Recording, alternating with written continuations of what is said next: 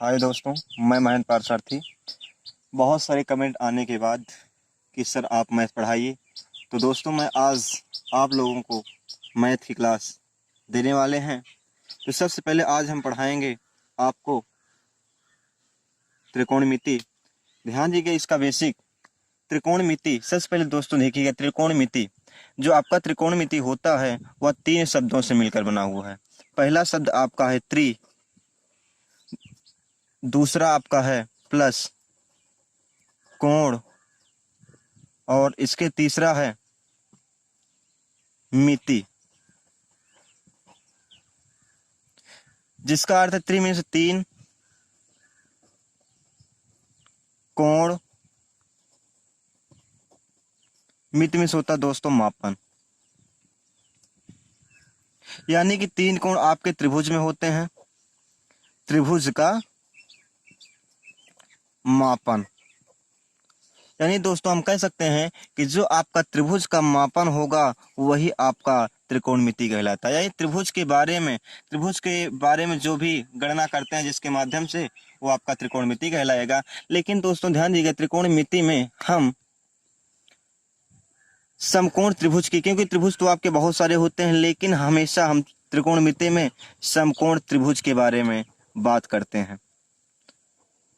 दोस्तों यह टॉपिक बहुत ही इम्पोर्टेंट है, आपके एग्जाम में 10 नंबर के पूछे जाते हैं और यह बहुत इंटरेस्टेड होना चाहिए, क्योंकि यह आपका कभी भी साथ छोड़ने वाला नहीं है। ध्यान दीजिएगा दोस्तों, आपका समकोण त्रिभुज में ही त्रिकोणमिति लगाई जाती है। समकोण त्रिभुज होता क्या है, देखिएगा, ऐसा त्रिभुज जिसका एक कोण 90 अंश का होता है और बाकी दो कोणों का मान 45 अंश हो, यानी कि ए बी सी, यानी कि तीनों कोणों का योग जो होना चाहिए आपका 180 होगा। अगर ये कोण आपका 90 से आपका 45 हो जाएगा। ठीक, अब दोस्तों ध्यान दीजिएगा कि जो ये वाली भुजा होती है इसको हम बोलते हैं आसन्न भुजा।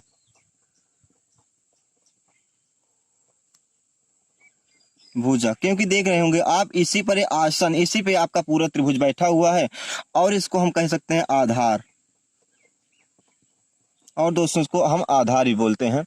इसके बाद ये वाली भुजा आपका लंब है, या इसको आप यूं कह सकते हैं कि सम्मुख भुजा। ये आपका थीटा के सामने सम्मुख भुजा लंब कहलाती है, और ये भुजा आपकी क्या है दोस्तों, कर्ण है।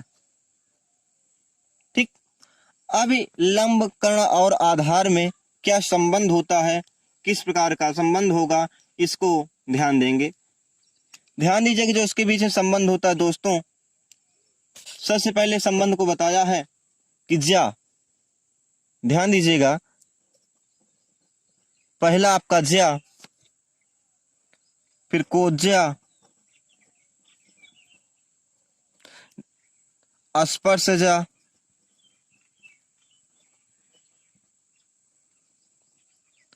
कोटि स्पर्शजा,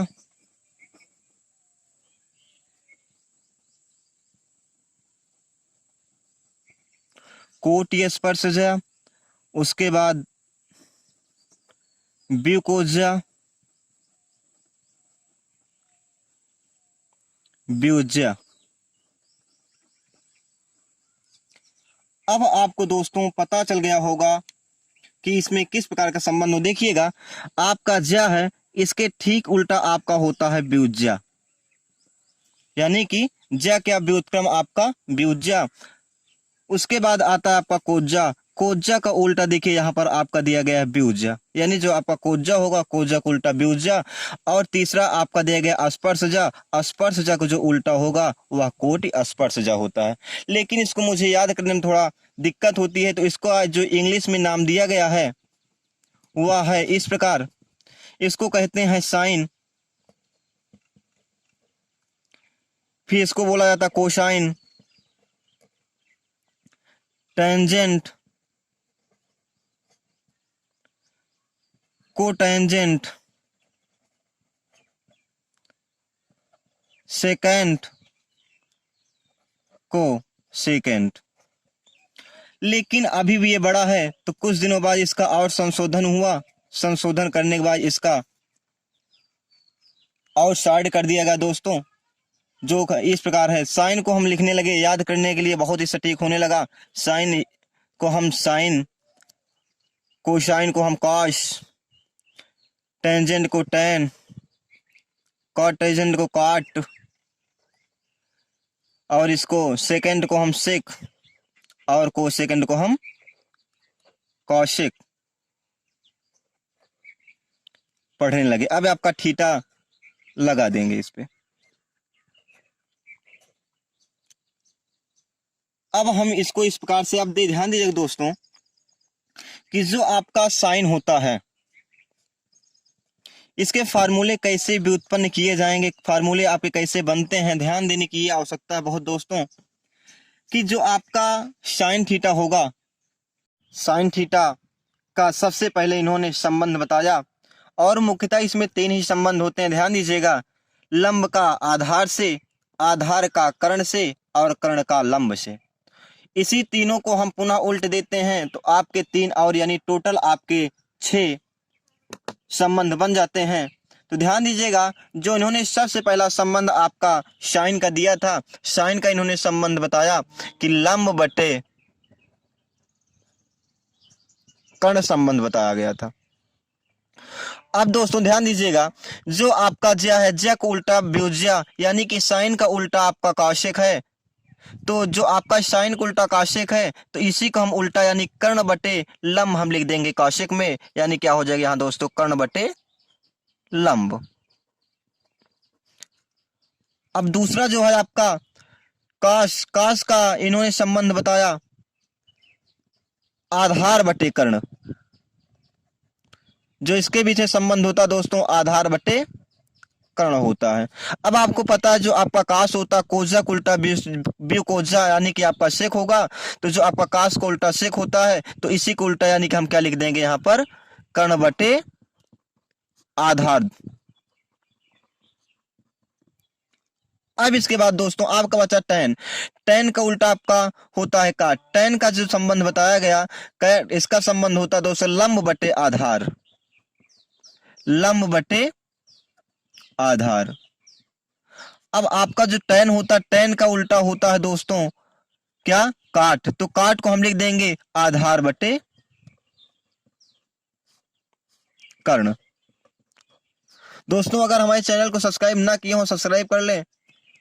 और इसके बाद अब ये थोड़ा याद करने में प्रॉब्लम होती थी, तो हमें भी बचपन में यह पढ़ाया गया था एक फार्मूला, लाल बटे कक्का। क्योंकि इसमें 3 ही शब्द ज्यादातर प्रयोग किए जा रहे हैं। एक आपका 3 ही मेन है, एक आपका लंब, दूसरा आपका आधार, और तीसरा आपका कर्ण। तो जो आपका लंब है, लंब का जो शॉर्ट फॉर्म यल लिख दिया गया है, आधार को ए लिखा गया है, और कर्ण को के लिखा गया दोस्तों। अब ध्यान दीजिएगा, अब फार्मूला जो आपको बताया गया था, पढ़ाया गया था क्लास 9th में, लाल बटे कक्का। ध्यान दीजिएगा, अब आपको सब कुछ समझ में आने वाला है कि अब फार्मूला क्यों हम इसको लिखते हैं। थोड़ा सा कंफ्यूजन होती सवाल लगाने में, मुझे पता तो था, लेकिन सवाल लगाने में कंफ्यूजन होती थी। तो उस कंफ्यूजन को आज हम दूर करेंगे। ध्यान दीजिएगा दोस्तों, जो आपका लंब बटे कर्ण है, या पहला संबंध लंब बटे कर्ण का जो संबंध है आपका साइन है, तो यहां हम क्या लिख देंगे दोस्तों, साइन। अब आपको पता है जो साइन है, साइन का उल्टा क्या होता है आपका, कौशिक होता है। तो साइन का उल्टा कौशिक यहां हो जाएगा, क्योंकि कौशिक थीटा बराबर होता है कर्ण बटे लंब। अब इसके बाद जो आपका संबंध है आधार बटे कर्ण का, तो आधार बटे कर्ण आपका काश दिया गया है। आधार बटे कर्ण क्या दिया गया है, काश। अब काश का उल्टा क्या होता है आपका सेक, तो इधर आपका क्या हो जाएगा दोस्तों, सेक थीटा हो जाएगा। सेक थीटा बटे कर्ण बटे आधार। अब अगला संबंध आपका दिया गया है साइन का, क्योंकि साइन थीटा बराबर होता है लंब बटे आधार, लंब बटे आधार, इसी का उल्टा आधार बटे कर्ण, यानी आपका क्या हो जाएगा दोस्तों, काट थीटा। तो हम इसको लिख सकते हैं कि साइन थीटा बराबर यल अपान के, कॉस थीटा बराबर ए अपान के tan थीटा बराबर यल अपान ए। अब साइन का उल्टा आपका होता है कास, कास को हम उल्ट देंगे, कास का उल्टा लिख देंगे के अपान यल।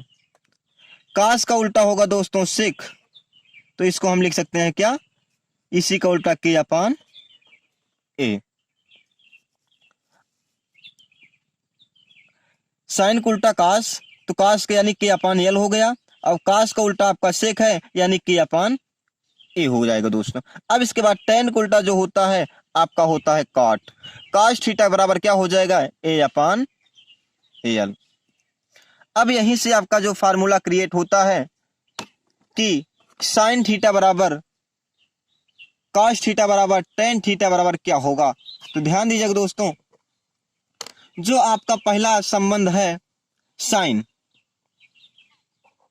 फार्मूला साइन थीटा बराबर क्या उल्टा है, साइन को उल्टा आपका क्या दिया गया, कौशिक, तो 1 अपान कौशिक, क्योंकि व्युत्क्रम है। साइन को उल्टा क्या दिया गया दोस्तों, आपका कौशिक है। दूसरी बात, दूसरा बताया गया है कि जो आपका कॉस थीटा होगा, कॉस थीटा, जो आपका दोस्तों कॉस थीटा होगा, कॉस थीटा किसका उल्टा है, आपका सेक का, तो हम इसको लिख सकते हैं कॉस थीटा यानी कोजा आपका बे कोजा यानी कि आपका सेक का उल्टा है, तो इसको हम लिखते हैं कि 1 अपान सेक थीटा। अब तीसरा आपका आया टेन, टेन थीटा उल्टा है आपका काट का, काश थीटा इसको लिख दें काट थीटा। अब इसी को हम उल्टे देते हैं तो आपको मिल जाएगा कॉसेक थीटा बराबर, यानी इसको यहां कर देंगे तो इसको यहां कर देंगे, कॉसेक थीटा बराबर 1 अपान साइन, सेक के उधर कास को इधर कर देंगे तो सेक थीटा बराबर 1 अपान कास,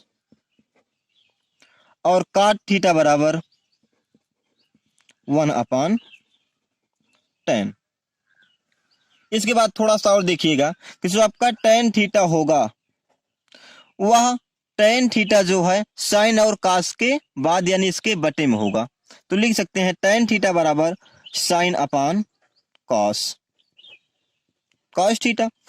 चूंकि आपका जो काट होता है वह टेन का उल्टा होता है, काट थीटा टेन का उल्टा होगा यानी 1 अपान टेन करेंगे, यानी कि कर सकते हैं हम कास को ऊपर कर देंगे दोस्तों, cos theta upon sine theta.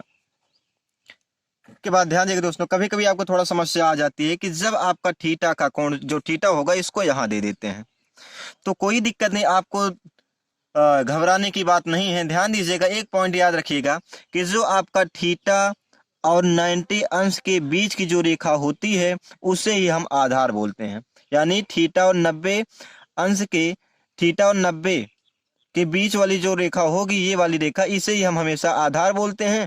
और आधार पर जो 90 अंश बनाती हुई जो रेखा जाती है उसको हम बोलते हैं क्या दोस्तों, लंब बोलेंगे।